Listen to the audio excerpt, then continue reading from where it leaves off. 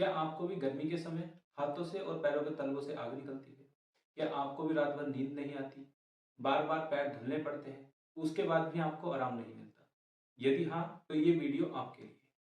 तो आज आयुर्वेद के मैं आपको वो अचूक उपाय बताने वाला हूँ, जो बढ़े हुए शरीर की गर्मी को तुरंत शांत कर देते हैं। मेरा नाम डॉक्टर हेमेंद्र सिंह है और आज हम बात करेंगे बढ़े हुए पित्त को किस तरह से शांत किया जा सकता है और उससे शरीर में होने वाले क्या-क्या दुष्प्रभाव होते हैं और आयुर्वेद के वो कौन से अचूक नुस्खे हैं, जिनके इस्तेमाल करने से हम शरीर के बढ़े हुए पित्त को शांत कर सकते हैं। तो चलिए शुरू करते हैं।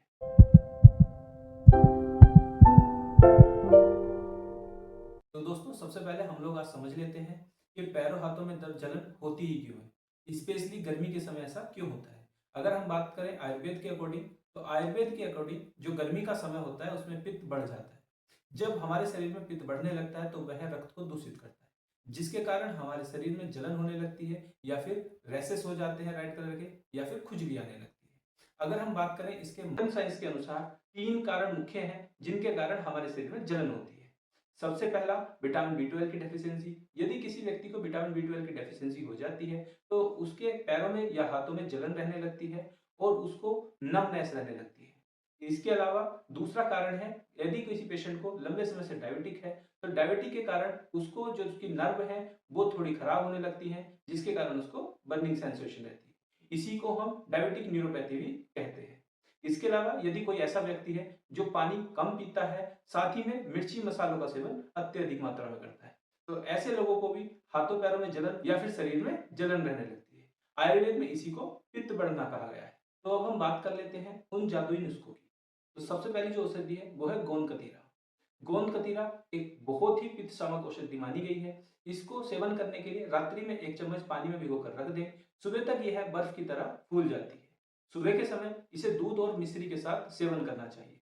यह शरीर के सारे पित्त को अपने अंदर सोख लेता है और उसको बाहर निकाल देता है। अब हमारा दूसरा उपाय है सौंफ, धनिया और मिश्री का पानी। इसके लिए हमें रात्रि के समय सौंफ और धनिया को 1-1 चम्मच लेकर पानी में भिगोकर रख देना चाहिए।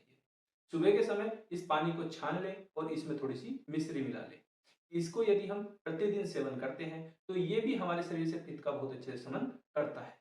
अगर बात करते हैं तीसरे उपाय की, तो वो उन लोगों के लिए है जिनको रात्रि के समय बहुत ज्यादा जलन हो रही है और उनको नींद नहीं आ रही। इसके लिए वो रात्रि के समय अपने पैरों के तलवे में शुद्ध गाय के देसी घी से या फिर नारियल तेल से यदि वो प्रतिदिन मालिश करते हैं, इसकी मालिश करने से जो पैरों के तलवे की नसें होती हैं उनको ठंडक मिलती है, जिसके कारण जो पैरों में होने वाली जलन है उसको तुरंत राहत मिल जाती है।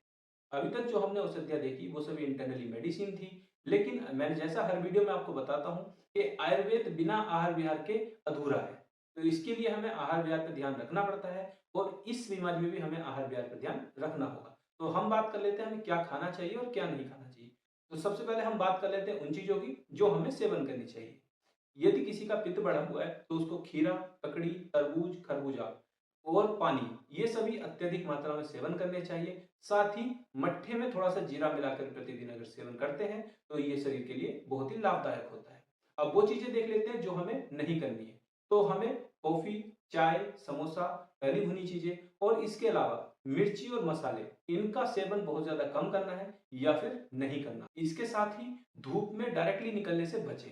यदि हमें धूप का बहुत ज्यादा लंबा सफर करना है तो छाता ले लें, या फिर जब हमें लगे बहुत ज्यादा धूप है तो हमें धूप में निकलने से बचना चाहिए। ये सभी उपाय करने से आपका जो पित्त है वो शांत हो जाता है। लेकिन यदि किसी का पित्त बहुत ज्यादा प्रकोपित हो गया है, उसको ये सभी करने से भी तुरंत आराम नहीं मिल रहा और उसको तुरंत आराम चाहिए, तो उसको चंदन का पाउडर लेना चाहिए और उस चंदन के पाउडर में थोड़ा सा गुलाब जल मिला लें। जब ये लेप हो जाए तो इस लेप को अपने हाथों पर और तलवों पर अच्छी तरह से लेप कर दें और 15 से 20 मिनट के लिए छोड़ दें। 15-20 मिनट बाद जब ये सूखने लग जाए तो इसको पानी से धुल देना चाहिए। इससे मरीज को जादुई आराम मिलता है और पैरों और हाथों में जलन हो रही है उसको तुरंत ही आराम मिलने लगता है। इसके अलावा भी यदि किसी को विटामिन बी 12 की डेफिशिएंसी है या फिर डायबिटिक न्यूरोपैथी है तो उसका इलाज भी हमें साथ में करना चाहिए। ये सभी आयुर्वेदिक उपाय थे, लेकिन अगर हम मॉडर्न उपाय देखें तो हमें विटामिन बी 12 का सेवन करना चाहिए। इसके अलावा यदि किसी को डायबिटिक न्यूरोपैथी है तो उसे डॉक्टर से मिलना चाहिए और डॉक्टर के द्वारा बताई गई दवाइयों का सेवन करना चाहिए। डॉक्टर के परामर्श के बिना ना ही किसी आयुर्वेदिक दवाई का सेवन करें और ना ही किसी एलोपैथी दवाई का सेवन करें। यदि किसी को पित्त बहुत समय से बढ़ा हुआ है, उसको बार-बार हाथों या पैरों में जलन हो रही है या फिर शरीर में जलन हो रही है, इसको कभी भी हल्के में नहीं लेना चाहिए, क्योंकि आयुर्वेद के अनुसार यही पित्त जब प्रकोपित हो जाता है, तो ये आपके लीवर को डैमेज कर सकता है, आपकी किडनी को खराब कर सकता है, इसके साथ ही आपके जठर अग्नि को भी दीपन कर सकता है और आपके पेट की स्थिति खराब कर सकता है। यदि आप मेरे द्वारा बताई गई जानकारी से संतुष्ट हैं, तो आप ये वीडियो लाइक कर दीजिए, अपने परिवार वाले लोगों के साथ शेयर कर दीजिए, साथ ही मेरे चैनल को सब्सक्राइब जरूर कर दीजिए। स्वस्थ रहिए, मस्त रहिए। धन्यवाद।